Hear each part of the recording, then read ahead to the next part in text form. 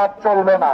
সংগ্রামী সাথী এবং বন্ধুগণ, এই বছর অগস্ট মাসের 6 তারিখ খুনি হাসিনাকে ফেরতের দাবিতে আমার দল জাগপার পক্ষ থেকে ভারতীয় দূতাবাস ঘেরাও করতে এসেছিলাম।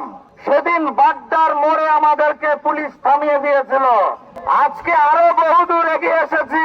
পরের বার এখানে থামবো না, ভারতীয় দূতাবাসে ঢুকে যাবো ইনশাআল্লাহ। সর্বপ্রথম বলতে চাই, আমার দেশে থেকে, আমার দেশে খেয়ে, আমার দেশে জীবিকা নির্বাহ করা এইখানে উপস্থিত সকল মিডিয়াকে, সেদিন জাগপার ঘেরাও কর্মসূচি ভারতীয় পত্রিকায় ছবি সহ নিউজ এসেছিল।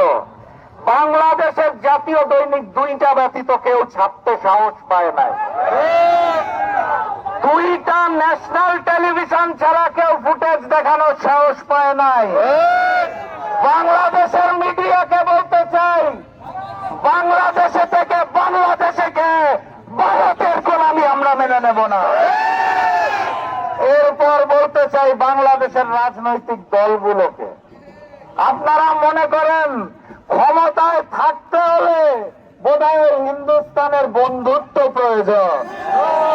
অগস্ট মাসের 5 তারিখ ছাত্র জনতা প্রমাণ করে দিয়েছে, এই বাংলাদেশে ভারতীয় আধিপত্যবাদ চলবে না, চলতে দেওয়া হবে না।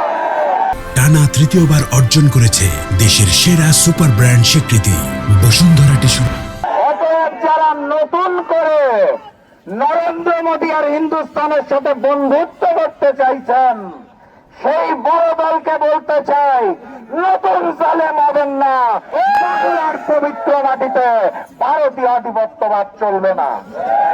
সর্বশেষ আমি হিন্দুস্তানকে বলতে চাই, আমার দেশের সীমান্তে হত্যা চলবে না, অবৈধ পুশিং চলবে না, 54টি অভিন্ন নদীর পানির ন্যায্য ইচ্ছা লাগবে। খুনি হাসিনাকে ফেরত দিতে হবে। আদির উপর আক্রমণ করা সন্ত্রাসীদের আপনারা রক্ষা করছেন, তাদেরকে ফেরত দিতে হবে। দ্রুততম সময়ের মধ্যে ফেরত না দিলে, আপনারা নাকি 71-এ আমাদের সহযোগিতা করেছেন, আমরাও মুক্তিকামী 7 সিস্টারকে সহযোগিতা করতে চাই। 71-এর যদি কোনো ঋণ থাকে আপনাদের কাছে, সেই ঋণ এবার পূরণ করতে চাই। 7 সিস্টারকে স্বাধীন করে দেওয়া হবে। আর আমার দেশের প্রশাসন যারা পিছে দাঁড়িয়ে রয়েছেন, তাদেরকে বলতে চাই, বাংলাদেশের মুক্তিকামী জনতাকে আপনারা রুখতে পারেন, ভারত থেকে আসা গুলি রুখতে পারেন না কেন? আপনাদের কাছে তথ্য থাকার পরেও আপনারা যদি হিন্দুস্তানি গোলামি করার জন্য প্রস্তুত থাকেন, তাহলে আপনাদের বিরুদ্ধে আরো একটি অভ্যুত্থান হবে ইনশাআল্লাহ।